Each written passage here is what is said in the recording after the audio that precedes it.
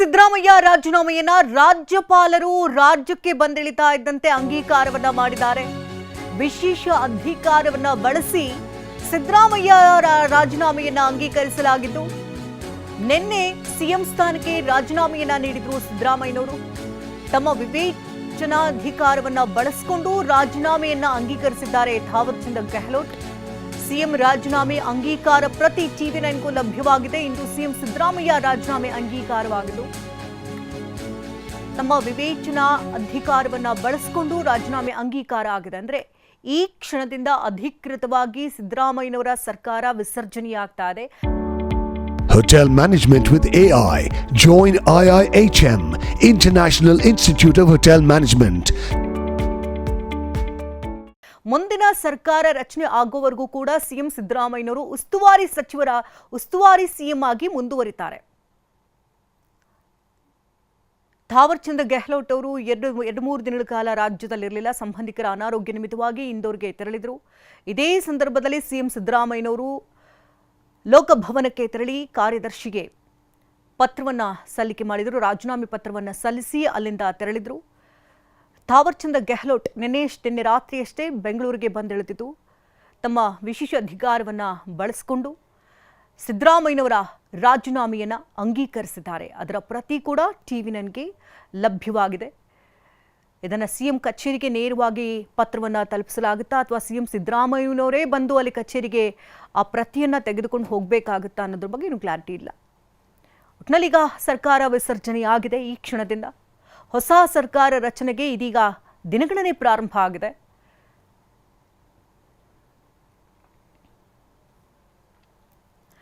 ಒಂದು ಕಡೆ ಗಮನಿಸ್ತಾ ಇರಬಹುದು, ಟಿವಿಯ ಎಡಭಾಗದಲ್ಲಿ ಸಿದ್ದರಾಮಯ್ಯನವರು ರಾಜೀನಾಮೆ ಸಲ್ಲಿಸಿದಂತಹ ಪ್ರತಿ ಒಂದು ಕಡೆ ಇದೆ.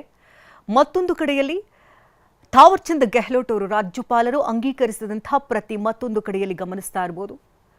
3 ವರ್ಷಗಳ ಕಾಲ ರಾಜ್ಯದ ರಾಜಭಾರವನ್ನು ನಡೆಸಿದಂತಹ ಸಿಎಂ ಸಿದ್ದರಾಮಯ್ಯ ಅವರ ಅವಧಿ ಇಲ್ಲಿಗೆ ಅಧಿಕೃತವಾಗಿ ಅಂತ್ಯವಾಗಿದೆ.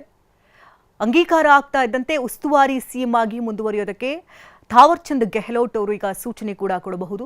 ಮುಂದಿನ ಸರ್ಕಾರ ರಚನೆ ಆಗೋವರೆಗೂ 1 ವಾರಗಳ ಕಾಲಾವಕಾಶ ಕೂಡ ಇದೆ.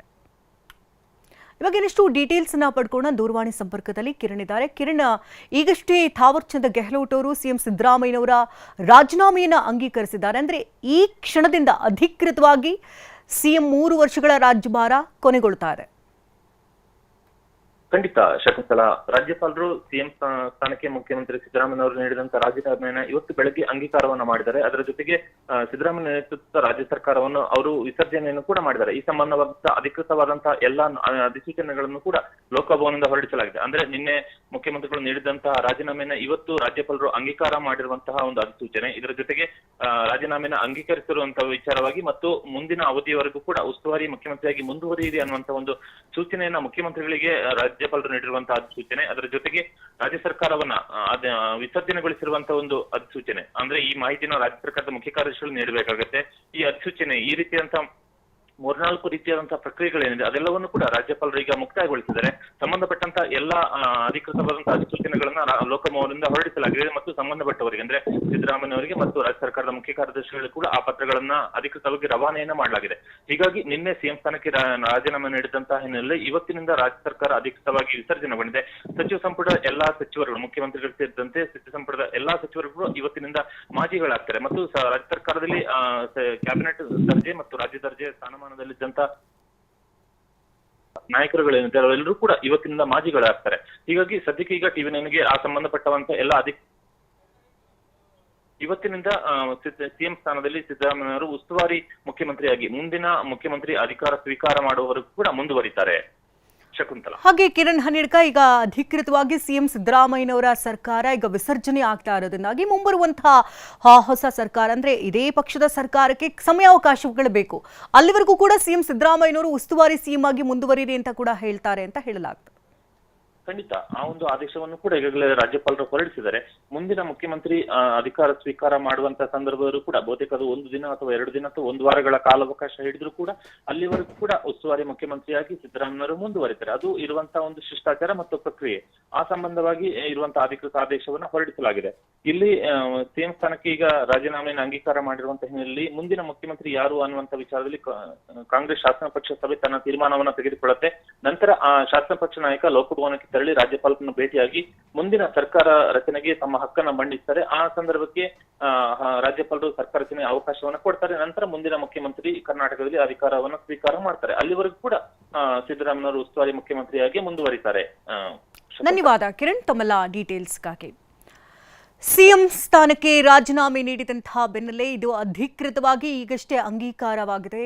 ರಾಜ್ಯಪಾಲರು ಗೆಹ್ಲೋಟ್ ಅವರು ಈಗಷ್ಟೇ ಅಂಗೀಕಾರವನ್ನು ಮಾಡಿದ್ದು ಡಿಕೆ ಶಿವಕುಮಾರ್ ಸಿಎಂ ಪಟ್ಟವನ್ನು ಅಲಂಕರಿಸುವವರೆಗೂ ಅಥವಾ ಮುಂದಿನ ಸರ್ಕಾರ ರಚನೆ ಆಗೋವರೆಗೂ ಕೂಡ ಉಸ್ತುವಾರಿ ಸಿಎಂ ಆಗಿ ಮುಂದುವರಿರಿ ಅಂತ ಈಗ ಸೂಚನೆಯನ್ನ ಕೊಟ್ಟಿರೋದ್ರಿಂದಾಗಿ ಸಮಯಾವಕಾಶಗಳಿದೆ. ಇನ್ನು 1 ವಾರಗಳ ಕಾಲ ಅವಧಿಯನ್ನ ತೆಗೆದುಕೊಳ್ಳಬಹುದು. ಈ ಅವಧಿವರೆಗೂ ಕೂಡ ಉಸ್ತುವಾರಿ ಸಿಎಂ ಆಗಿ ಸಿದ್ದರಾಮಯ್ಯನವರು ಮುಂದುವರಿಬೇಕಾಗುತ್ತೆ. ಈಗಾಗಲೇ ಸಿಎಂ ಸಿದ್ದರಾಮಯ್ಯರು ಪುತ್ರನ ಸಮೇತರಾಗಿ ದೆಹಲಿಗೆ ತೆರಳಿದ್ದಾರೆ. ಇತ್ತ ಡಿಕೆ ಶಿವಕುಮಾರ್ ಕೂಡ ಸರ್ಕಾರ ರಚನೆಗೆ ಸಂಬಂಧಪಟ್ಟಂತೆ ಮಾತುಕತೆಯನ್ನು ನಡೆಸುವ ಸಲುವಾಗಿ ಅವರು ಕೂಡ ದೆಹಲಿಗೆ ತೆರಳಿದ್ದಾರೆ. ಸೋನಿಯಾ ಗಾಂಧಿ ಹಾಗೂ ರಾಹುಲ್ ಗಾಂಧಿ ಒಟ್ಟಿಗೆ ಚರ್ಚೆಯನ್ನು ನಡೆಸ್ತಾ ಇದ್ದು, ಜೊತೆಗೆ ಮಲ್ಲಿಕಾರ್ಜುನ್ ಖರ್ಗೆ ಅವರನ್ನು ಕೂಡ ಭೇಟಿಯಾಗಿ ಅವರ ಆಶೀರ್ವಾದವನ್ನು ಪಡ್ಕೊಂಡು ಅವರೊಟ್ಟಿಗೂ ಕೂಡ ಸರ್ಕಾರ ಯಾವ ರೀತಿ ರಚನೆ ಆಗಬೇಕು, ಯಾರ್ಯಾರಿಗೆ ಯಾವ ಸ್ಥಾನಗಳನ್ನು ಕೊಡಬೇಕು, ಜೊತೆಗೆ ಅಧಿಕಾರ ಸ್ವೀಕಾರ ಮಾಡುವಂತಹ ಸಂದರ್ಭದಲ್ಲಿ ಯಾವೆಲ್ಲ ಸಚಿವರು ತಮ್ಮೊಟ್ಟಿಗೆ ಪ್ರಮಾಣ ವಚನವನ್ನು ಸ್ವೀಕಾರ ಮಾಡಬೇಕು, ಈ ಎಲ್ಲದರ ಬಗ್ಗೆ ಕೂಡ ಹೈಕಮಾಂಡ್ ಒಟ್ಟಿಗೆ ಡಿಕೆ ಶಿವಕುಮಾರ್ ಚರ್ಚೆಯನ್ನು ನಡೆಸಲಿದ್ದಾರೆ. ಇತ್ತ 3 ವರ್ಷಗಳ ಕಾಲಾವಕಾಶವನ್ನ ಈಗ ಸರ್ಕಾರವನ್ನ ನಡೆಸಿದಂತಹ ಸಿಎಂ ಸಿದ್ದರಾಮಯ್ಯನವರು ಈಗ ಅವರ ಸರ್ಕಾರ ವಿಸರ್ಜನೆಯಾಗಿದೆ. ಹಾಗಾಗಿ ಧನ್ಯವಾದಗಳನ್ನು ತಿಳಿಸುವ ಸಲುವಾಗಿ ಕೂಡ ಅವರು ತೆರಳಿದ್ದಾರೆ.